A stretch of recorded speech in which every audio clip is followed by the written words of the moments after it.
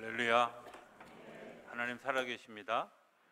그 살아계신 하나님의 은혜와 평강과 축복이 저 여러분들과 또 우리 마음으로 함께하는 모든 이들에게 함께하게 되기를 주의 이름으로 축복합니다.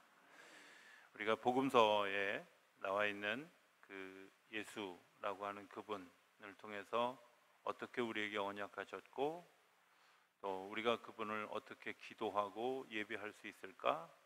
그리고 그분의 섬김을 따라서 우리가 어떻게 이 세상을 섬겨갈 수 있을까 하는 이야기들을 계속 하고 있습니다. 이제 오늘은 누가복음에 대한 이야기를 하려고 합니다. 복음이라는 단어가 뭘까 하는 생각을, 여러분들 복음이 뭐라고 생각하십니까? 네, 그렇죠. 이렇게 아무 얘기나 하면 제가 다 정리한다고 제가 말씀을 드렸죠.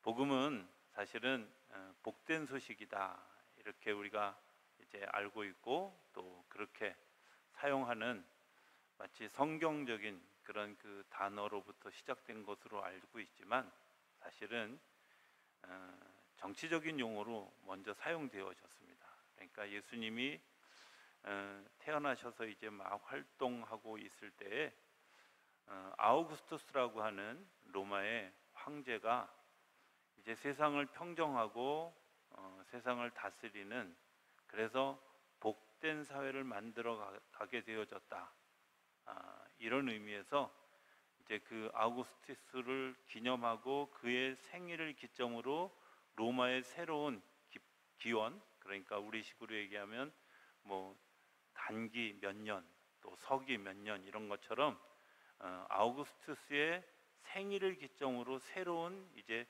세상이 시작되어졌다, 이런 것을 알리는 비문이 터키에서 발견이 되어졌는데 그 비문에 처음 이 복음이라는 에반겔리온이라는 말을 사용하게 되어졌습니다. 내용은 같습니다. 내용은 어떤 것들이냐면 아우구스투스가 단행한 일들이 모든 죄인의 죄를 이제 인정하지 않겠다 하고 석방시켜주고, 그리고 그들의 죄에 눌려있는 그런 것들을 사면하는 일들을 하는 것을 통해서 이제 모두가 다 함께하는 그런 세상을 만들겠다, 이게 아우구스투스의 정신이었고 그 일들을 기념한 일들이 복음, 에반겔리온이라는 말을 사용하게 되어졌습니다. 그런데 이 복음이라는 단어를 신약 성경이 가져오면서 뭐라고, 그리스도가 곧 복음의 시작이다. 사람들은 아우구스투스가 복음의 시작인 것처럼 생각하지만 진짜 복음의 시작은 그리스도로부터 되어졌다라고 이야기하는 것입니다. 자, 그러면 그 그리스도의 그 복음이 이루어지는 일들, 복음이라는 게 도대체 우리에게 어떻게 다가오고 어떻게 이해할 수 있을까 하는 것들을 물어보게 되잖아요. 복음은 쉽게 얘기하면 우리가 지은 그 원죄로부터 지어졌던 모든 파생되어졌던 죄를 용서해 주시기를 원하시는 하나님의 일들이 이루어진 것을 이야기하죠. 이 세상의 기원이 신으로부터 하나님으로부터 되어졌고 신으로부터 되어졌다고, 그리스 로마 신화도 뭐 당군 신화도 다 신화를 얘기하는 그 신자라는 말은 하나님으로부터 이루어졌다는 말입니다. 그러면 구원하는 것도 하나님으로부터 신으로부터 구원되어진다, 이렇게 생각할 수 있는데, 돌이켜 이렇게 하나하나 다 돌이켜보면 수많은 신들 중에 정말 우리를 구원할 메시아와 같은 신이 있을까 하는 것을 한번 찾아보게 됩니다. 어떤 신이 우리를 구원할 수 있을까요? 메시아가 될 만한 신이 어디 있을까요? 삼신 할머니는 태어나기는 하지만 구원하지는 못하잖아요. 그죠? 장독대를 지키는 그 신은 장독대는 장맛은 지켜주는지 모르지만 우리를 구원해 주지는 않아요. 우리를 구원해 줄 수 있는 신이 도대체 어디 있을까? 이런 질문, 그 질문에 대한 답이 곧 그리스도가 그 복음의 시작이라는 것을 이야기하는 거죠. 그래서 그리스도를 통해서, 길 대신 그리스도를 통해서 우리가 구원에 이르는 길을, 진리 대신 그리스도를 통해서 그가 우리를 위해서 대속하고 죽어지고 우리에게 생명을 주는 그런 귀한 역사를, 그리고 생명 되신 그분을 통해서 죽었으나 부활하시는 그런 놀라운 역사를 우리가 이제 경험하게 되어진다 하는 것이 바로 오늘 우리가 이제 말씀을 나누기를 원하는 주제라는 거예요. 그런데 하나님은 그 방법들을 하나님이 정해 놓으신 원칙 안에서 우리를 이루어 가기를 원하시는 거죠. 하나님이 정해 놓은 원칙, 레위기에 의하면 사람이 죄를 용서받는 것은 누군가가 이 번제물을 통해서 태워지고 완전히 없어져서 죄가 용서받는다고, 거기에 죄를 피투시켜서 그게 연기로 올라간 것 때문에 죄가 용서받는다는 사실을 이야기해요. 그렇다면 사람이 용서를 받으려면 사람이 누군가가 죽어야 되는데 제물이 될 만한 사람이 없는 거예요. 왜? 다 죄인이라. 그렇죠? 신들 중에도 없는 거예요. 사람이 될 만한 신이 없는 거죠. 그래서 하나님이 택하신 방법이 아들 예수를 세상에 보내셔서 그 예수를 통해서 제물이 되게 하셔서 우리를 구원해 주시는, 그 복음의 소식을 전해 주기를 원하시는 그 이야기를 좀 더 구체적으로 인간으로, 사람으로 오신 예수 그리스도를 아주 그 여실히 쓰여진 책이 누가복음입니다. 그래서 우리가 마태복음은 왕으로 오신 예수님, 마가복음은 대답 안 하네요. 종으로 오신 예수님. 감사합니다. 네. 그다음에 오늘 우리 누가복음은 누가 못으로 인간으로, 사람으로 오신 예수님. 요한복음은 3주 후에 보겠습니다. 자, 인간으로 오신 예수님. 그럼 왜 인간으로 오셔야 될까? 인간으로 오신 예수님에 대해서 누가복음은 어떻게 기술하고 있을까? 제가 전에도 얘기했지만 책을 써가는데 책의 중심부에 가면 정말 저자가 하고 싶은 이야기들이 그 안에 있다고 말씀드렸죠. 누가복음에는 15장에 그런 이야기가 아주 명확하게 드러나 있습니다. 15장에는 세 가지 비유가 있습니다. 하나는 양을 찾아다니는, 잃은 양을 찾아다니는 목자의 비유와, 그 다음에 잃은 드라크마를 찾는 비유, 그리고 집 나간 아들이 다시 돌아와서 잔치를 베푸는 소위 탕자의 비유가 있죠. 이 비유의 끝이 다 뭐라고 되어 있냐면 잃은 양을 찾아가지고 돌아왔으니 뭐하고? 기뻐하고 즐거워하였더라. 잃은 드라크마를 찾고 난 다음에 그 드라크마를 찾은 다음에 무슨 일이 있었어요? 잔치를 베풀고 기뻐했더라. 또 집 나간 아들이 돌아왔어요. 돌아오는 것 때문에 어떤 일들이 일어났죠? 여기까지 얘기했는데 눈치 없이 가만히 있어요. 그죠? 기뻐하고 즐거워하고 잔치를 베풀었어요. 하나님의 나라는 어떤 나라냐면 기뻐하고 즐거워하고 날마다 잔치하는 나라입니다. 그 일을 이루어 가시는 것을 인간 되신 예수님을 통해서 이루어 주셨고, 오늘도 우리 그리스도를 따라가는 우리를 통해서 날마다 우리 안에 하나님이 기뻐하시고 즐거워하고 잔치하는 일들을 이루어 가게 하시는 줄로 믿습니다. 그래서 교회는 날마다 잔치하는 곳이에요. 그래서 밥 주잖아. 그죠? 날마다 말씀의 잔치하고 육신의 밥을 먹고, 그리고 정서적인 교제를 통해서 정서적인 양식을 먹잖아요. 그죠? 기뻐하고 즐거워하죠. 교회 온 분들은 인상을 쓰고 왔다가도 편안하고 웃으면서 가죠. 우리 교회는 안 그러나? 어찌됐든 하나님의 역사는 어떻게 이루어진다고요? 하나님의 역사의 끝은 기뻐하고 즐거워하고 잔치하는 겁니다. 그런 역사가 저와 여러분들, 그리고 저희 성도들의 가정 모두에, 우리 교회에, 그리고 우리 교회를 통해서 이 지역사회에 일어나게 되기를 주의 이름으로 축복합니다. 그런데 누가복음 15장에 나오는 이야기는 전부 사람 이야기예요. 그죠? 사람이 할 수 있는 거잖아요. 잃어버린 양을 찾으러 갑니다. 양을 찾으러 가는데 그 양을 찾으러 가는 일을 누가 할까요? 사람이 하는 거죠. 누가 그 일을 이끌어 가실까요? 그건 하나님이 이끌어 가시는 거예요.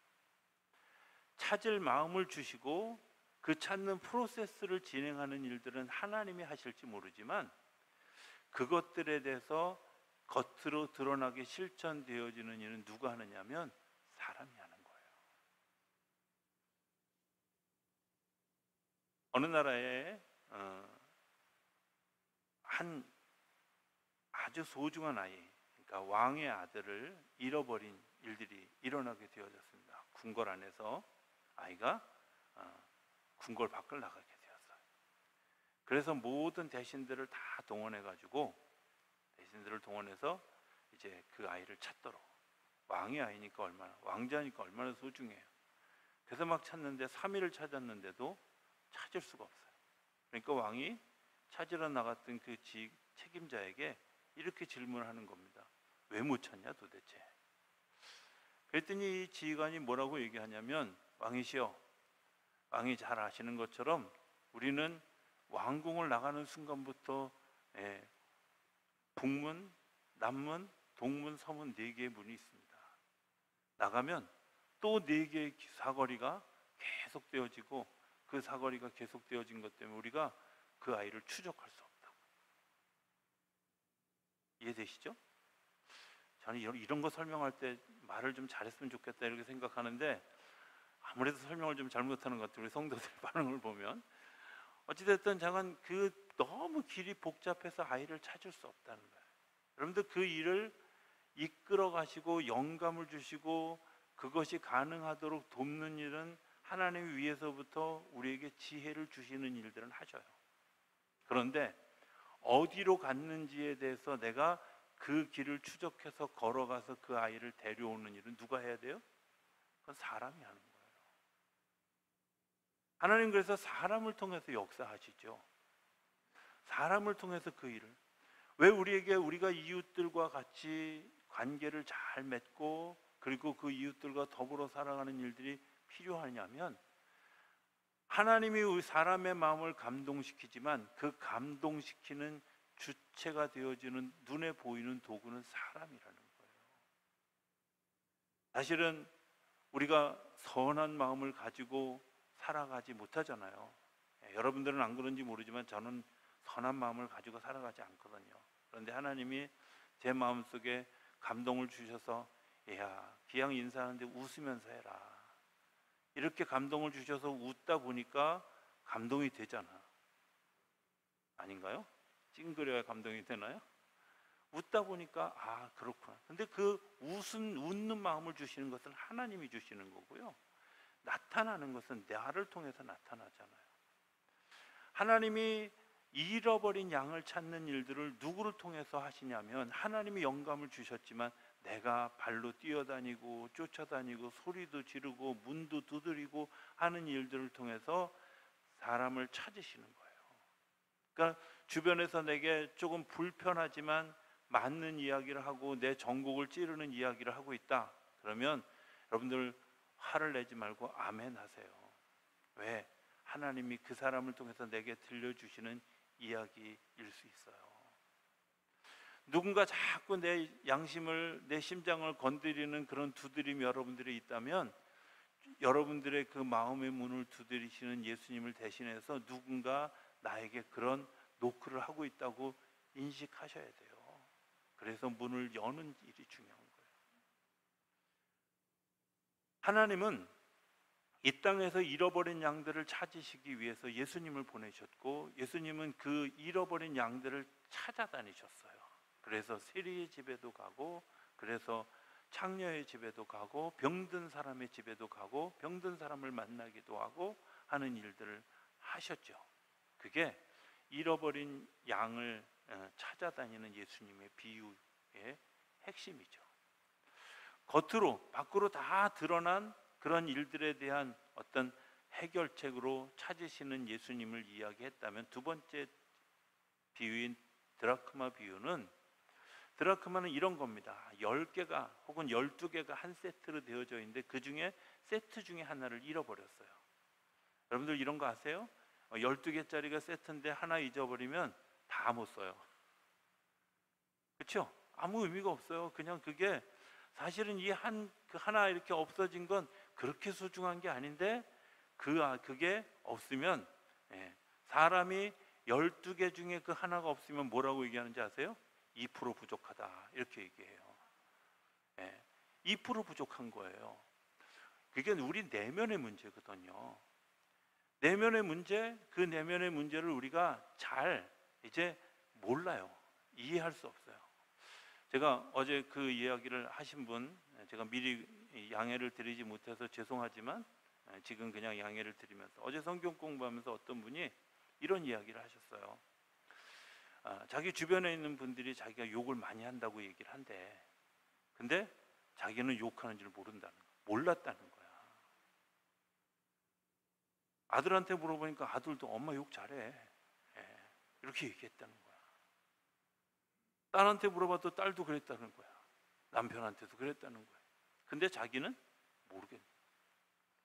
여러분들, 우리가 죄를 짓고 있는 거, 내가 불법을 행하는 거, 내가 잘못하고 있는 거 인식하지 못하고 그냥 지나가면서 우리가 죄를 자연스럽게 짓게 되죠. 제가 전에도 말씀드렸지만, 제가 포도 서리 해가지고 포도를 맛있게 먹었는데 저희 아버님이, 얘야 기도하고 먹었냐? 그래서 예, 제가 기도하고 먹었죠. 뭐라고 기도했냐? 그 질문에 제가 확 왔어요. 아, 내가 포도를 서리해서 먹었구나. 도둑질한 거구나. 그때까지는 그게 그냥 당연한 건 줄 알았어. 그래도 되는 건 줄 알았어. 이게 딱 하나 열리고 나니까 다른 요소들이 같이, 옛날에 제가 회수권을 이렇게 회수권 10장짜리 이렇게 종이 파는 거 이렇게 보신 적 있죠? 그거 모르는 분들은 다 굉장히 젊은 분들입니다. 젊어지려고 얘기 안 하는 거 제가 다 알아요. 이거 10장짜리를요 교묘하게 가위를 잘 자르면 11장도 만들고 12장도 만들어요. 이 잔머리가 늘어가지고. 근데 그런 짓 했어요, 제가. 근데 그런 짓 하면서 한 번도 내가 잘못하고 있다고 생각해 본 적이 없었어요. 근데 그때 아버지의 그 얘기 한마디가, 이런 것들이 내가 잘못했던 거구나. 오늘 우리 안에 그런 일들이 너무나 많이 있잖아요. 그냥 남들이 하니까, 남들이 그렇게 하니까, 보편적으로 다 그렇게 하니까 나도 그렇게 해도 돼 라고 생각했던 그 일들이 우리의 영혼을 갉아먹고 우리를 넘어뜨리게 하는 잃어버린 드라크마인데, 그것을 되찾아왔을 때 내가 비로소 하나님의 자녀가 되어지고 하나님께서 주시는 기쁨을 누릴 만한 자격이 회복되어지는 거죠. 그래서 그것이 찾게 되어졌을 때, 내가 정말 나로서 또 진실함으로 살아가는 내 모습을 회복하는 그것 때문에 누리는 기쁨이 우리 안에 있고, 그것 때문에 기뻐하고 즐거워하고, 그것 때문에 잔치를 베푸는 거예요. 내가 예수님 만나는 경험, 인격적으로 만나는 경험에 반드시 따라오는 게 있는데, 눈물이죠. 회개의 눈물이잖아요. 그렇죠? 주님 앞에 내가 주님을 인격적으로 만나고 나면 반드시 따라오게 있는데, 나는 정말 몹쓸 놈이고 나는 정말 부족한 사람이고 나는 죄인이라는 사실을 깨닫게 되니까 울지요. 누가 때려서 우는 게 아니라 그냥 우는 거예요. 거기에다가 세트가 하나가 더 쫓아가는 게 있는데, 그게 뭐냐면 어떤 사람은 콧물도 나오더라고, 회개할 때. 이거 어찌됐든 눈물과 콧물이 겸비되어져서 내가 돌아선 그 기쁨, 그런데 그것들이 빠져나가고 나니까 내 안에 뭐가 생겼어요? 잃어버린 드라크마가 채워지고 비로소 하나님이 내게 주시는 즐거움, 기쁨이 회복되어진 거예요. 그런데 그 내면의 일들을 찾아다니는 거 누가 하겠어요? 사람이 하는 거죠. 때로는 우리에게 그렇게 이야기해 주는, 아까 제가 얘기했던 것처럼 엄마가 욕한 거 맞아, 이거 지적해 준 사람들, 나의 부족함을 이야기해 줬던 사람들, 때로는 내가 보면서 불편한, 저는 제가 교만해가지고요, 교만한 사람을 못 견뎌해요. 제가 그 교만한 사람들을 못 견뎌한 이유가 뭘까? 어느 날로 보니까 제가 워낙 교만하더라고요. 잘난 척하기 좋아하고, 그랬던 모습이, 그렇구나, 내가 교만한 것들 싫어하죠. 그죠? 이유가 뭐예요? 그런데 그 싫어하는 것 때문에 내가 교만하다는 사실을 발견하게 돼요. 또 다른 거 하나, 그거는 하나님이 사람을 통해서 하시는 일은 기다리는 일이죠. 하나님의 기다림을 또 다른 기다림으로, 상징으로 보내주신 분이 예수님이신데, 그 예수님이 집 나간 아들을 기다리는 거예요. 집 나간 아들 어떤 이야기일까? 이렇게 생각해 보면 쉽습니다. 그 아들이 아버지에게 이렇게 얘기합니다. 유산을 달라고. 유산은 죽었을 때 받는 겁니다. 이스라엘의 법에는 특별히 죽기 전에 아버지가 죽기 전에, 어머니가 죽기 전에 유산을 달라 그러면 먼저 아들이 죽었어요. 왜? 그건 죽어야 쓸 수 있고 죽어야 받을 수 있는 거야. 그래서 그것을 달라고 하는 것 자체가 벌써 어마어마한 죄를, 죽을 죄를 짓고 있는 거예요. 우리가 인식하지 못하지만 에덴 동산에서 선악을 알게 하는 나무를 먹는 순간에 우리의 눈이 밝아져서 내 것, 네 것을 구분할 수 있고 앞으로 되어질 것 중에 이게 내게 주어질 것, 이런 거 예측할 수 있는, 소위 사람이 똑똑해지면 나타나는 현상이 뭐냐? 이런 것들 때문에 살아있는 사람을 죽이기도 하고 삶을 삐쳐나가기도 하고 쓸데없는 거래도 한다는 거예요. 선악과는 그냥 나무가 아니라 내가 그것을 먹는 순간에 내 눈이 밝아지고 내 지혜가 올라서 하나님처럼 되어지는데, 사람이 하나님처럼 되어진 그것들을 내가 수용할 수가 없는 거예요. 내가 받아들일 수가 없는 거예요. 하나님은 사랑이 풍성해서 그 잘못된 것을 용서하고 받아들일 수 있지만, 사람은 잘못된 것을 용서하고 받아들인 게 아니라 지적하고 정죄하고 그리고 고발하고 하는 일들을 하기 때문에 그것을 먹으면 위험한 건데, 그것이 내 속에 지혜가 들어와져서 그것을 요청하는 순간부터 아버지 좋은 집을 떠나서 자기가 가고 싶은 집을 가게, 죽음의 집을 향해서 걸어가게 되어지는 거죠. 집을 나갔습니다. 죽음을 향해 걸어간 사람의 특징이 뭔지 아세요? 죽는 거예요. 죽음을 향해 걸어가는 사람들이 가지고 있는 결말이 뭔지 아세요? 죽는 거예요. 그 아들이, 아버지의 죽을 재산을 가지고 나간 그 아들이 그가 가는 곳곳에서 죽을 짓만 하죠. 그 죽을 짓만 하던 아들이 다시 돌아오기를 기다리는 일을 하게 하시는 것을 하나님이 예수 아버지로 세워주신 거예요. 기다림에 반드시 따라가는 몇 가지가 있습니다. 그게 뭐냐면, 기다릴 때 기대합니다. 뭘 기대하겠어요? 아들이 돌아올 걸 기대하죠. 그죠? 내가 뭘 기대하는지를 알면 내가 믿음이 있는지 없는지 알 수 있고, 내가 무엇을 추구해 가는지 알 수 있는데, 아들이 돌아오기를 기다리는 이 아버지의 마음은 하나님의 마음과 같은 거예요. 우리가 구원받고 하나님의 백성이 되기를 원하는 그런 기대가 그 안에 있어요. 그래서 기도하시죠. 우리가 사도신경에 있고 오늘도 고백했던 것처럼 지금도 보좌의 우편에서 우리를 위해서 기도하시는 일을 예수님이 하시는 이유가 뭐겠어요? 간단해요. 우리가 다시 돌아오라고, 하나님의 전으로 돌아오라고, 하나님의 나라로 돌아오라고, 하나님의 백성이 되어지라고 우리를 부르시는 거죠. 그 기도하는 일, 하나님이 기도하는 것이 아니라 예수님이 우리를 위해서 기도하시는 거죠. 기대와 기도는 세트입니다. 같이 가는 겁니다. 그런데 기대하고 기도할 때 어떤 일들이 일어나냐면, 기다림의 오랜 시간을 이겨갈 수 있어요. 기다림에는 반드시 지루하고 힘든 여정이 있어요. 예수님이 이 땅에서 살았던 그런 그 삶의 역사를 잘 들여다보면 예수님의 삶은 끊임없이 기다리는 거죠. 그렇죠? 누가복음은 묘하게도 다른 복음서에 없는 예수님의 어린 시절의 이야기가 있어요. 할례를 받았사, 그리고 12살 돌잔치 했다, 12살 때 그 성전에 가서 사람들과 토론했다, 그리고 목수의 아들이었다, 이런 이야기들을 다 써놔요. 왜 그래요? 인간이기 때문에, 사람으로 오신 예수님을 이야기하고 있는 거예요. 예수님은 기다리는 일도 우리와 똑같이 힘들고 어려운 시간이었어요. 뿐만 아니라 예수님의 기다림에는 오해와 사람들의 핍박과 비난과 조롱과 그리고 사람들의 정죄와 고발이 있었어요. 그런데 주님이 그 기다리는 것을 놓지 않으셨던 거죠. 여러분들, 이 세 가지를 통과한 사람이 얻는 열매가 뭔지 아십니까? 기적이에요. 신비한 얘기를 해도 아무도 놀라지 않는 걸 보면 참 기적이에요. 예수님이 우리를 위해서 십자가에서 죽으신 사건, 기적 아니에요? 네. 내가 제물이 되기 위해서 일생을 깨끗하고 거룩하고 구별되게 살아가셨어요.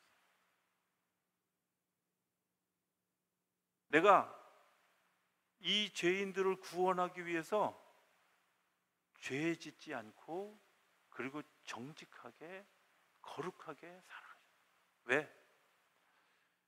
하나님이 우리의 죄를 용서하시기 위해서 무언가 하셔야 되는데, 그냥 용서해 줄 수는 없고 무언가를 하셔야 되는데, 사람이 죄를 지었으니까 사람이 죽어야 될 거 아니야.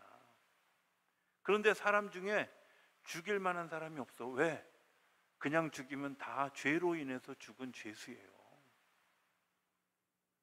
죄로 인해서 죽는, 죄값으로 죽는 그것으로는 사람을 구원할 수가 없어요. 그래서 당신의 아들을 세상에 보내셨고, 그 아들이 성결하고 거룩하게 그리고 하나님의 의를 따라서 살아갈 수 있도록 계속해서 지켜보시는, 세상에 보내셨다가 바로 돌아가시게 한 게 아니라 33년이라고 하는 긴 시간 동안 그가 사역을 보여주고 그의 삶을 다 보여주고, 그렇게 33년의 삶을 살았는데도 불구하고 여전히 거룩하고 성결한 예수님의 그 모습을 제물 삼아서 우리를 구원해 주시는 거예요. 예수님이 우리를 구원하시는 데에는 단순히 십자가에서 죽으신 사건뿐만 아니라 우리를 위해서 매일매일을 거룩한 삶을 살았다는 거예요. 매일매일을 정직한 삶을 살았다. 저는 오늘 우리가 예수를 따라가는 굉장히 중요한 덕목이 있다고 생각하는데, 뭐가 있냐면 내가 매일 매 순간순간을 주님께서 주시는 그 거룩함으로 살아가기를 기대하고 기도하고 기다리는 일들이 우리 안에 일어날 때 우리가 비로소 하나님의 역사에 참여하는 기적이 일어나게 될 줄로 믿습니다. 그게 기대잖아요. 주님이 우리를 위해서 죽으신 사건, 저는 그 사건을 대할 때마다 늘 어떤 마음을 가지게 되냐면, 첫 번째는 감사하다, 이런 생각이죠. 두 번째 생각은요, 가슴이 막 저리도록 아픕니다. 왜? 과연 내가 그렇게 할 수 있을까라는 질문을 늘 하게 되죠. 주님이 우리에게 질문하는 질문이 뭐냐면, 너희가 나를 따라오려거든 자기를 부인하고 자기 십자가를 지고 나를 따라오라고. 자기를 부인하라는 말은 정직하게 살라는 겁니다. 거룩하게 살라는 겁니다. 십자가를 그리고 기쁨으로 지라는 거죠. 그게 예수님을 따라가는 길이에요. 그런데 그것을 따라갈 수 있는데 억지로 따라가는 게 아니라 믿음으로 감당할 수 있도록 우리에게 다시 찾은 즐거움, 또 내가 드라크마를 찾은 즐거움, 집으로 돌아온 즐거움을 회복하게 되어지는, 그때 하나님께서 우리를 구원해 주시는 사건을 발견. 저는 오늘 본문의 이야기를 가제를 이렇게 붙였어요. 확인사살. 뭐라고 되어 있냐면 이렇게 합니다. 너희가 어찌하여 두려워하며 어찌하여 마음에 의심이 일어나느냐. 내 손과 발을 보고 나인 줄 알아라. 또 나를 만져보라. 영은 살과 뼈가 없을 때 너희 보는 바와 같이 나는 있느니라. 누가복음에 인간으로 오신 예수님을 계속 이야기하고 있는데, 부활하시고 난 다음에도 여전히 예수님을 그냥 신적인 존재로만 생각하는 그들에게 너희들이 두려워하고 염려하지 말아라. 너희들로부터 떨어져서 있는 신이 아니라 내가 너희와 같이 하고 있는 사람이다. 나를 만져봐라. 만져보고 나인 줄을 알아라. 너희들이 여지까지 계속해서 3년 동안 나 따라다니면서 다 보지 않았냐? 만져보지 않았냐? 느껴보지 않았냐? 그 살결, 그 감촉 그대로인 내가 나다. 영이 아니라 다시 부활해서 부활의 몸이 되어진 나를 보라고. 너희를 위해서 죽었고 너희를 위해서 다시 부활한, 그렇기 때문에 너희도 죽었으나 부활할 것을 믿고 두려워하지 말아라, 염려하지 말아라 말씀해 주시는 겁니다. 주님께서 오늘 우리에게 말씀해 주시는 것은 내가 지극히 인간적인 그 모습으로 왔고 그것 때문에 내가 너희를 위해서 너희의 그 모든 것들을 짊어졌으니 이제 너희들이 두려워하지 말고 이제 거룩함으로 생명의 모습으로 살아가라는 겁니다. 누가복음은 우리에게 믿음을 가지고 우리에게 다가오신 예수 그리스도를 마음으로 받아들이고 그분에게 내 죄를, 그분에게 내 허물을, 내 부족함을 내어놓기를 원하시는 거죠. 그때 주님이 우리에게 구원이라는 기쁨을, 다시 누가복음 15장으로 들어가서 결론을 맺어보면 잃어버린 양을 찾기 위해 우리의 이름을 부르실 때 음메하고 대답할 수 있는 은혜, 드라크마를 잃어버려서 막 온 방을 뒤집고 헤매고 있을 때 정말 그 구석 깊은 곳에서 내가 알지 못하는 곳에서 숨겨져 있던 내 자신을 발견하는 기쁨, 그리고 주님 때문에 내가 다시 돌아가 아버지의 집에 돌아가는 그러한 일들이 우리 안에 세워질 때 주님께서 우리에게 약속하신 이 귀한 일들이 우리의 축제가 되어지고 기뻐하고 즐거워하는 잔치가 되어지게 될 줄로 믿습니다. 그 잔치에 참여하는 저와 여러분들의 삶이 되어줄 수 있게 되기를 주의 이름으로 축복합니다.